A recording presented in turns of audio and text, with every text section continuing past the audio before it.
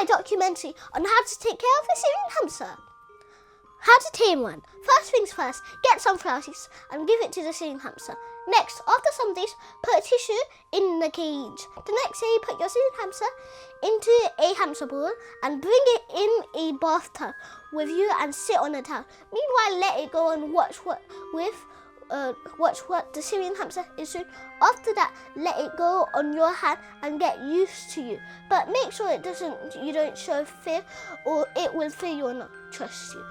If you still are afraid of it biting your fingers or hand, then get garden gloves or those gloves that people use. Finally, let it get back into its cage and play. How to wash it? You can't wash a Syrian hamster unless it has blood, wee or poo on it. You need a dust bath for it. A dust bath is a mini bathtub with sand in it.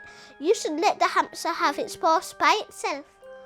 How to wash its cage? First, scoop out soil bedding every day. Hamsters usually urinate in one or two specific corners of their habitat, so scoop out any wet bedding every day and replace it with fresh bedding.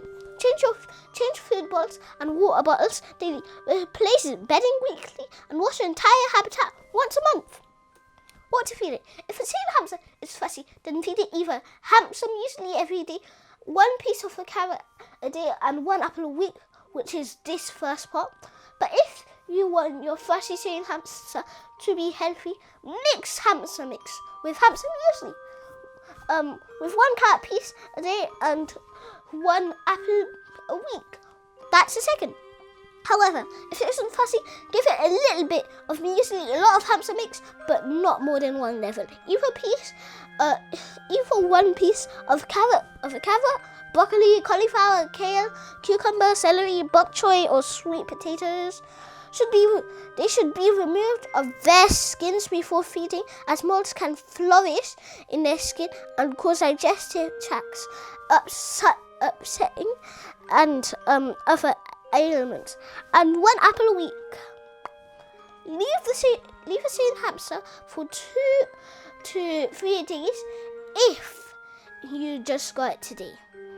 Common diseases. The last thing you need to happen to a Syrian hamster is it getting a disease. Some names of them are colds, a wet tail, diarrhea, constipation, mange, fleas and lice. Hamsters with colds will often display the same symptoms as people. Your pet may sniffle or sneeze, and his little nose might run. You may also notice as your pet seems a little lethargic. He may just curl up to sleep and not want to too much.